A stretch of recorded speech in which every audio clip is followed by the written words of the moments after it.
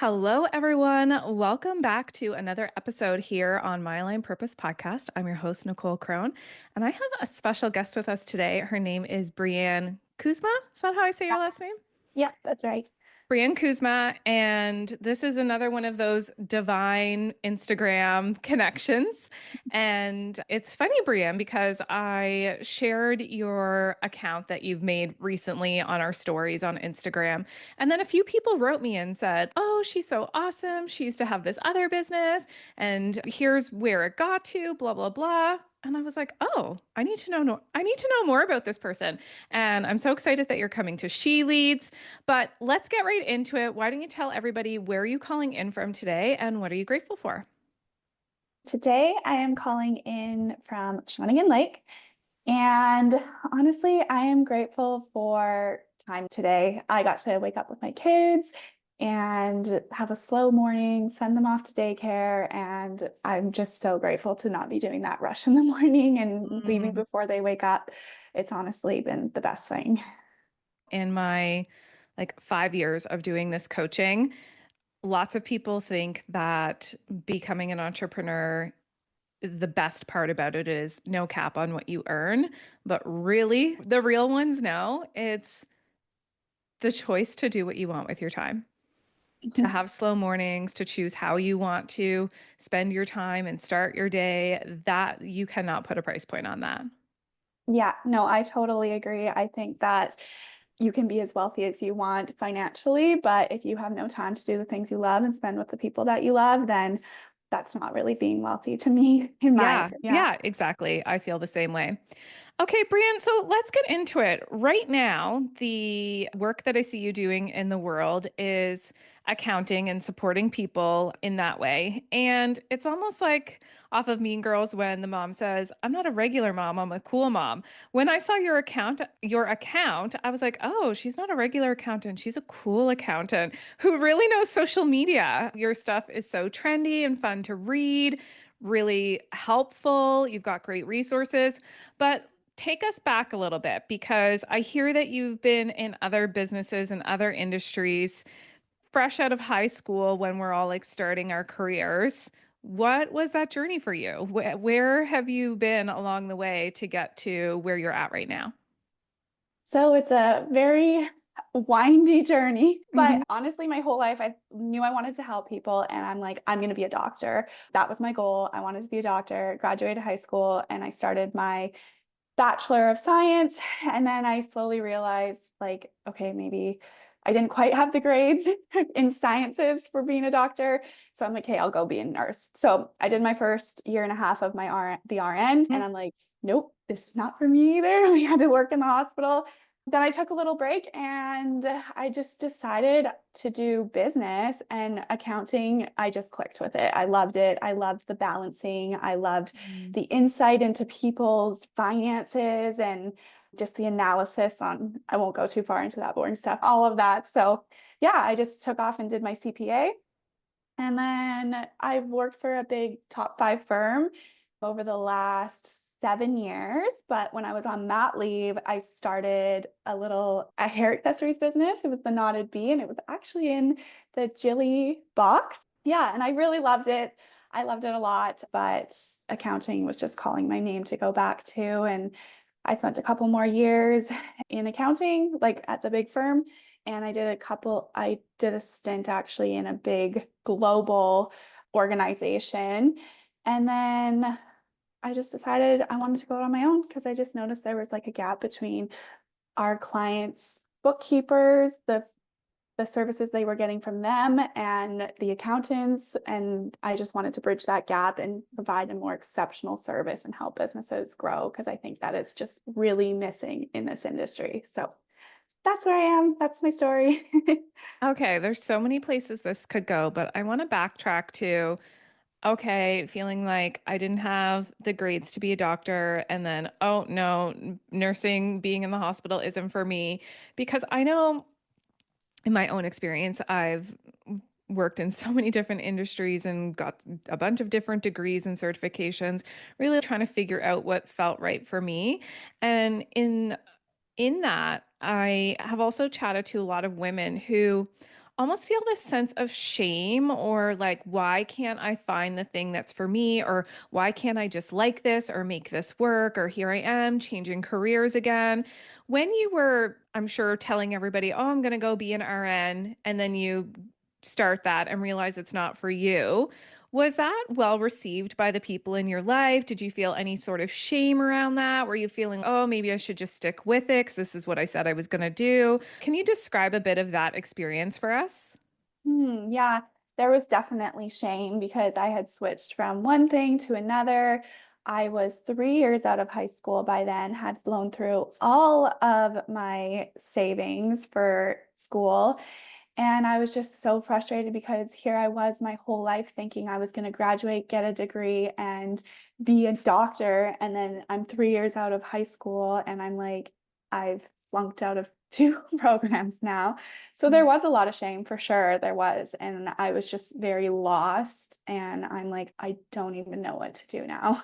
How did Yeah. you work through it? Did you have people that you could confidently talk to, or sorry, people that you talk to in confidentiality to say, I'm struggling, this is really hard for me? Did you bottle it up and keep it to yourself? Like, how did you work through the, yeah, feeling ashamed and feeling, oh, why can't I just pick something? Because I feel like this is really important for people to hear in that many people are going to feel this way or have felt this way. But what was your experience of working through that? To be honest, back then I was in my early 20s and I didn't have any tools to work through that. I just bottled it up.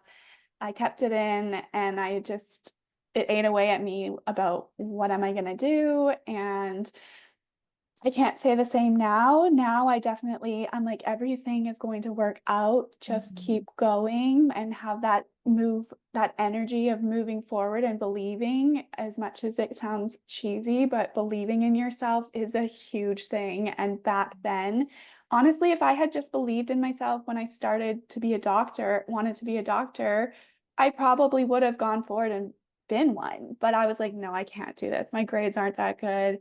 I can't be a doctor. Like, I'm not capable of that. So, yeah, that's definitely the path, like back then, how I felt. And yeah, I just didn't really have a lot of support. I had support, I just didn't use it or know how to use it.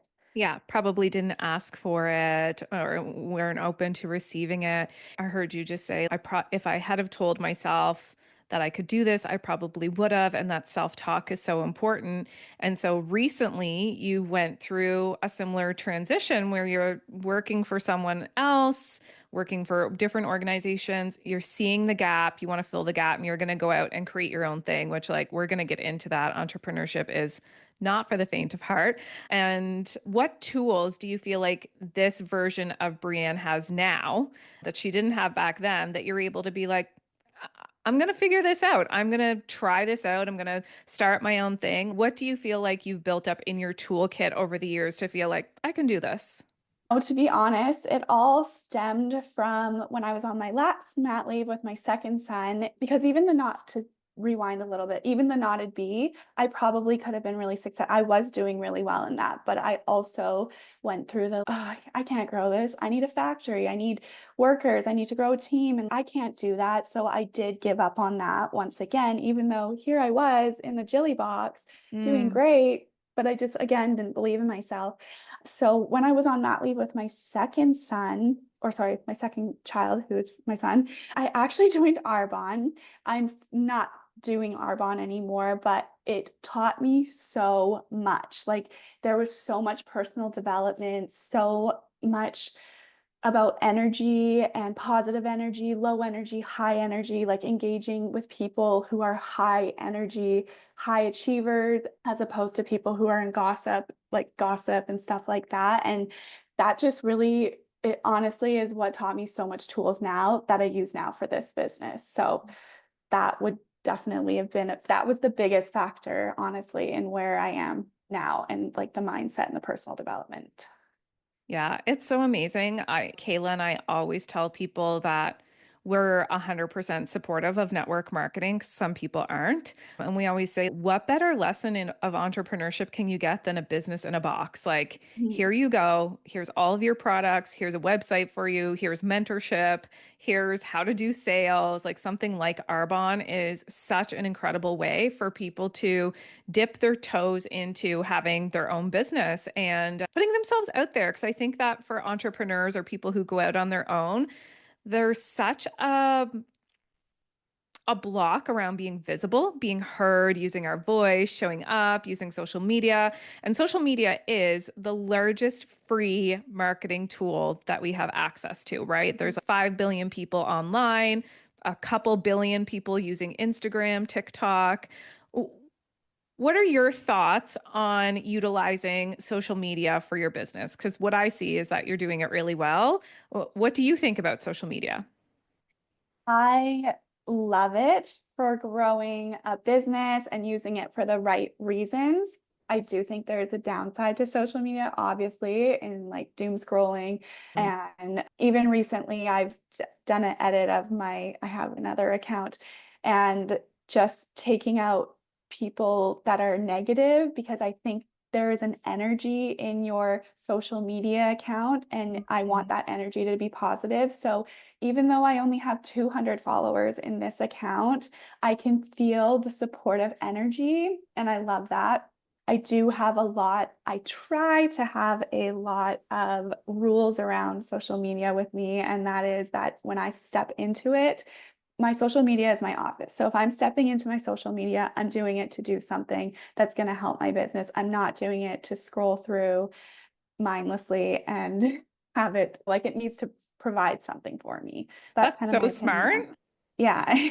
How do you Not how always do you keep perfect, yourself but I try. accountable to that?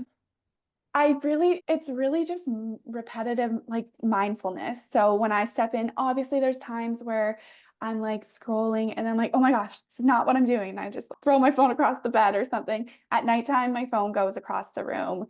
Like it goes across the room, plugs in, and then it's not there. So just having it's it is a lot of work. It really is a lot of work. And on Sundays, I actually delete my Instagram app usually and then reinstall it on Monday.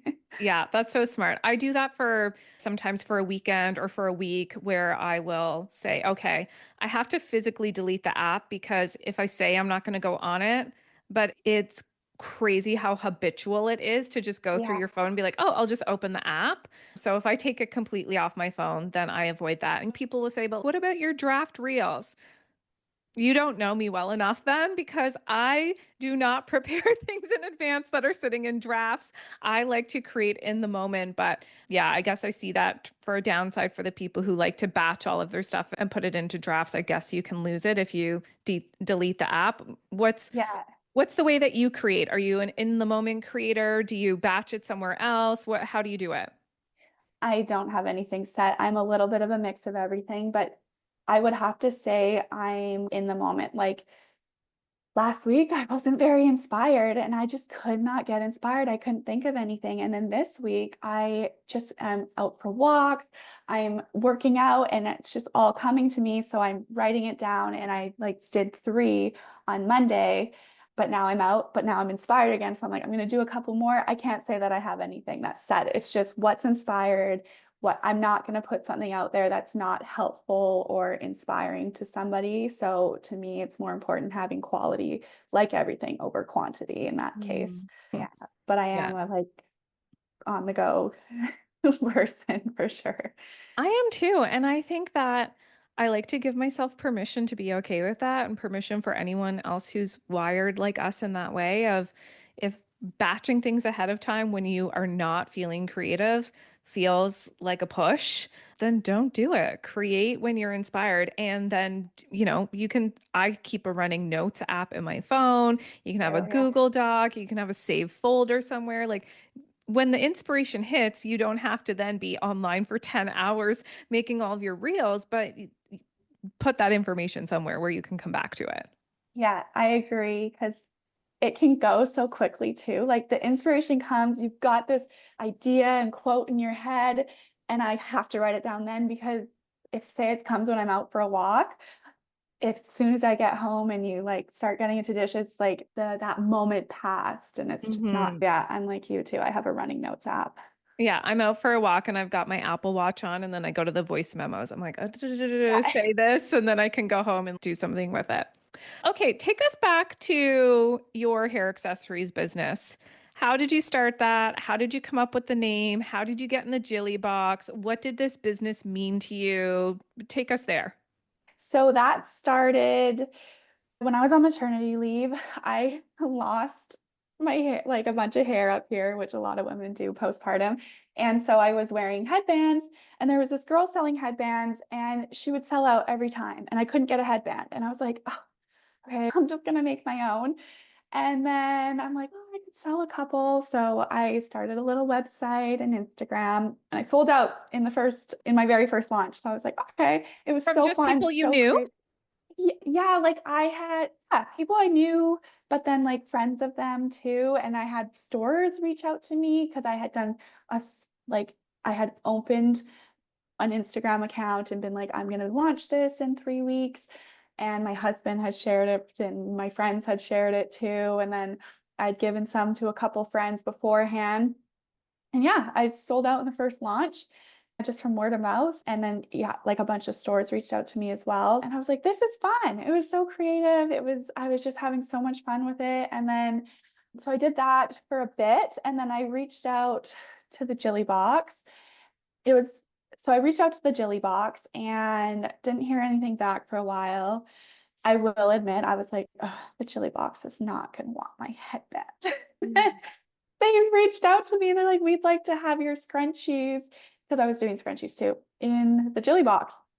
It was actually the Jilly Academy Jilly box, so it was a little bit of a smaller one, which thank goodness because I had my whole family crushing scrunchies with me like That's a week amazing. there, but yeah, so that's how that happened. And then my business just grew. I remember a big moment for me was the owner of Smash and Tess repeated or reshared one of the stories because she had gotten a scrunchie and it was just, yeah, it was fun.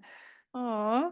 I often will tell our clients if they're thinking about starting a podcast, writing a book, whatever it is, and I will often have them think of who's one person, if they shared your content or shared your service or your product, that if it feels like it would change the game for you, because sometimes that all it takes is the right person or one person to say, hey, you should check this product out. And then your inbox is blowing up and the sales are coming through. What did going into the Jilly Academy Jilly box do for your business? Like when the box was released, Yeah. yeah, it was an instant, like as soon as it was shared, it was the energy that I felt from that. It was just like boom. It was like following, ding, ding, like my phone was off the hook. It was so wild and crazy and exciting. All of people I didn't even know were resharing my profile and yeah, it was really fun. It was really exciting. And it had a big impact on my following and Instagram for sure. Yeah. And then and then how long were you in that business? And then what made you decide to shut it down? And can you take us through the emotional side of that? Like, I'm sure that was hard and not always easy. Can you, yeah, tell us a bit about that? Yeah. So having a business where you make products is great and fun, but it also can lead to a lot of buildup of inventory, a lot of sitting inventory, unused materials, and that happens. There's obviously very successful product businesses that have that. But I felt a shift so during COVID, people were supporting small businesses and just purchasing like crazy. It was wild. And that's when I got into it. And then after that, things really died down. And so I got out there and I was doing a lot of markets because I wasn't having a lot of online sales anymore. And then I just got to a point where I'm like, I am putting a lot of work. I'm having a lot of inventory build up, and this isn't really giving me the results that I'm looking for.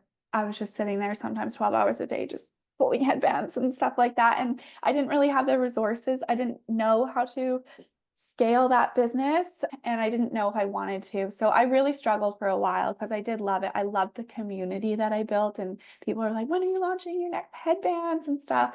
But ultimately it wasn't the end result for me. So I did decide to shut that down. I slowly started shutting it down and just not doing as many launches and being not as active.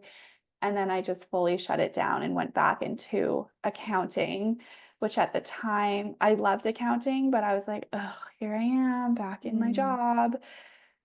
But it ended up resulting in me realizing I love accounting. I just don't doing it I don't like working for somebody else. I like doing it where I'm feeling like I'm making a difference. Yeah.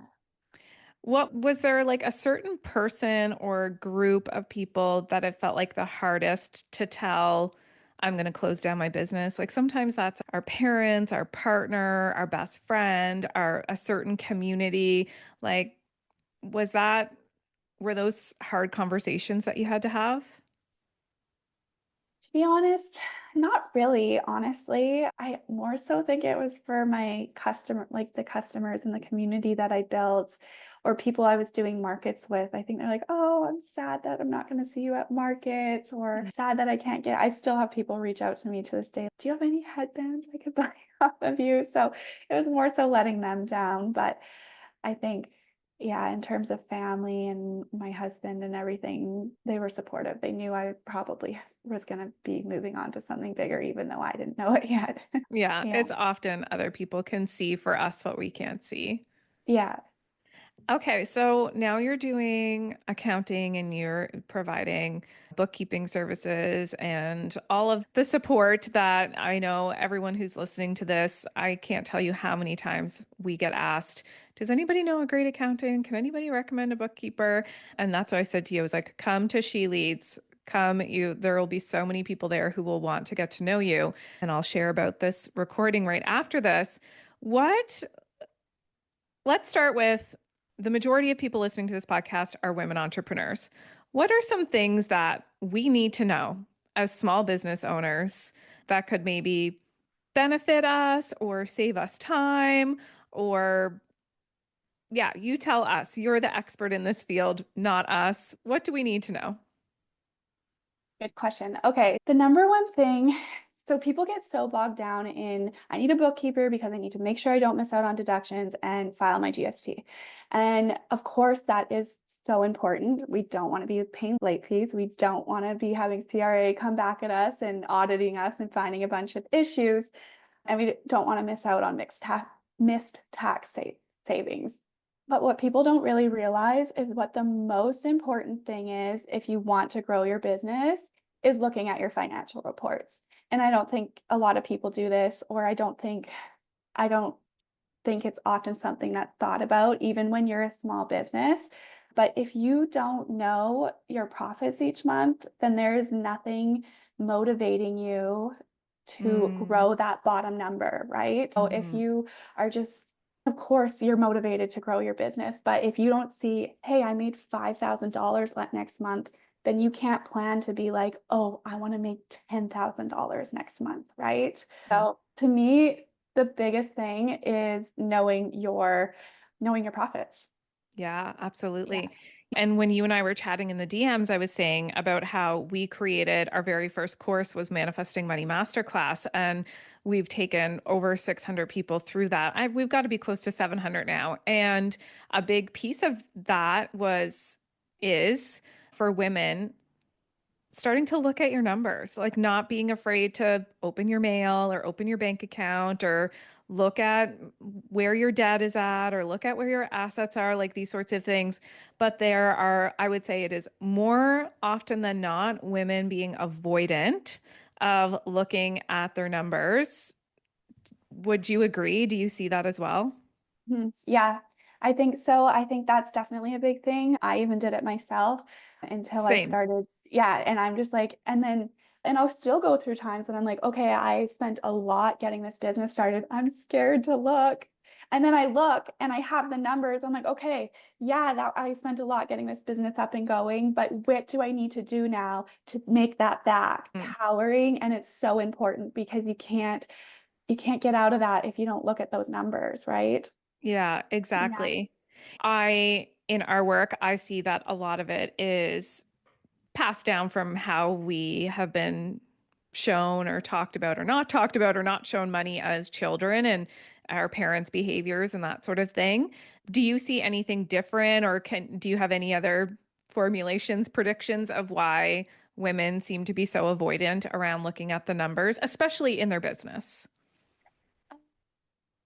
Honestly, I think a big thing too is for a smaller business, you're like, I'm just a small business. Like, I don't need to look at my profits. I don't need my income statement. What's the cash flow? I don't need that. That's for big organizations. I think that it's so important, even if you're a small hobby business and you're doing this hobby business to make a little extra cash, it's important to look at it. Never think that you're too small. I think that people think they're too small to look at those things for sure. Yeah, I couldn't agree more. And I think that for business owners, for everyone listening to this, thinking you're too small in many areas doesn't serve you. Like thinking, oh, my Instagram's too small. So if I don't need a many chat or I don't need any sort of automation in there because only one or two people comment on my posts anyway. That's with the assumption that you're never going to blow up, that you're never going to have a reel that goes viral. And then all of a sudden you've got 15,000 people wanting that keyword of your thing and you can't reply to 15,000 people in your inbox. But if you set yourself up as a small account ahead of time with automation or with your numbers in your business, or we will often have our clients who we consider ourselves a small business and we're a seven-figure business. You're a small business unless you're a pretty large corporation. And so we will say to people like, have the things, the systems and the automation set up for the day that it flips. You can't Yeah. predict when, you don't know how. But if you walk around with the mentality of, I'm just a small business, I don't need to look at my numbers, I don't need to have automation, I don't need to have systems in place, then you're never going to be a large business. Mm. Yeah. No, I totally agree. I have clients come to me sometimes and I see so much potential in them and everything's client led. If you don't want to grow, that's fine. I'm working with anybody at any level and however much they want to grow. And I had one person be like, you know what, I'm a sole proprietor. I never plan to incorporate because I never want to get that big. And I'm just like, you have so much potential to be so big though in corporation. Don't be scared of incorporating if that's what you need to do and if that's the point that you get to, because that's a good thing to have to incorporate. Yeah, I Yeah, think I agree. Don't think small. Yeah.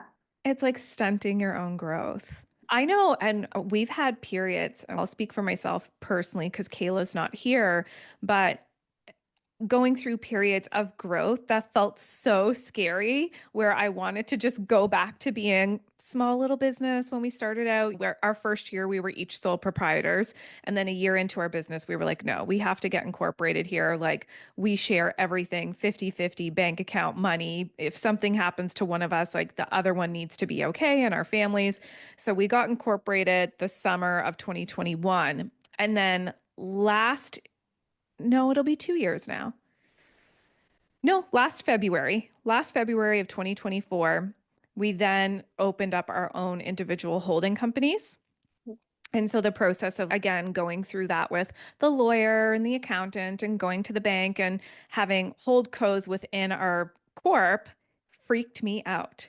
I was like, oh my gosh, this feels like really big, like big girl business. And I had a total freak out moment. I know that thankfully Kayla held down the fort, the energy, and we were really open about this. And I shared it with our clients after the fact of how growth, although we don't think making more money and growing our business, what's really scary about that? But subconsciously, there's something there that's, oh, I have to now step up and play a new game and become a different version of myself. And now I'm really happy that we did that a year ago.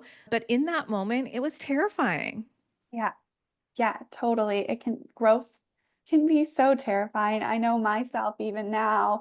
I was always with a firm and I had a manager. I'm a manager. So I had a partner and he was always managing me and I was managing stuff. And now all of a sudden I got all these clients. I'm like, I'm in charge of everyone by myself. And Hmm. it's scary. But then I'm like, nope, I got to do this. I committed to this and I want to be the best. I did this to help them. So it does totally change. And you do have to become this new person but Yes. that's how you grow and that's how you keep growing. Yeah. What would be your number one piece of advice that, and this can come from your accounting lens or a business owner lens, but what would be your number one piece of advice for all of the women listening to this podcast right now who are pretty much all business owners, entrepreneurs? Mm. Do you want bookkeeping advice or Whatever you think is, if people hear this, I know it will help at least one person. okay. My biggest thing is to not doubt yourself. I know that sounds so simple, but I wanted to go. I remember, I won't get into a long story, but my very first boss was like, one day you'll go out on your own and you're going to be great. And I'm like, I'll never go out on my own. I'm not capable of that. I didn't even get into this, but yeah, I was like, so my whole time, and then I would meet with him for coffee every couple of years. Like, when are you going to go out on your own? I'm like, I'm never going to do that. I can't do that. And then finally, I saw a girl who had gone out on her own, and I was like, if she can do it, I can do it. And it was scary. It was terrifying. I toyed with it for so long, and I'm still terrified. But you just have to go. If you have a thought in your head of something that you want to do, but you're telling yourself that you can't do it, as Mhm. scary as it is, growth comes from being uncomfortable and doing the scary thing. So that's my biggest piece of advice, to be honest. I could not agree more. It's do it scared, do it anxious, do it without knowing the how, because we never know the how until it's hindsight, like connecting the dots. We did a VIP day earlier this week with our one-to-one client, and one of the exercises that we did was we had two circles on the whiteboard. And the first circle was all of the areas where we saw she's comfortable right now. And then the other, because comfort is not growth. And then over here was the growth circle. It's not comfortable. And so then we were identifying, okay, where are all the areas of your life and business that feel comfortable? And now we're going to move you over here to the growth zone. And so it's one thing to talk about what's uncomfortable. It's another thing to talk about how do you actually take the leap to go from I'm comfortable to I'm going to do the unknown. And I think it's just like you said, it's you listen to that intuitive voice in your head or the feeling in your gut. Obviously a huge proponent of mentorship. Have a mentor, have a coach, have people who community, people to support you, to lean on. Read books, listen to podcasts, do personal development. Is there any other things that are part of your daily routine that keep you feeling, I got this? Yeah. So I guess I could get into a morning routine because that's honestly what keeps me going. When I don't do it, I find my energy's low. When I do it, I'm like, let's go. Yeah. So I usually get up, I'm a 5 a.m.er. I usually get up early, work out first thing, I have a little protein shake and work out first thing. And that just gets my energy going, listening to energetic music. And then I always listen to, I don't know if you've heard of it. It used to be called the Superhuman app, but now I Mm, think it's called Activation. Amazing. Changes my whole mindset, sets the tone for my day. I do it every day. It's like my personal counselor. Like, that's as soon as I amazing. feel anxious, I'm just like, time to put the Superhuman app on. That's honestly been one of my biggest motivators for sure.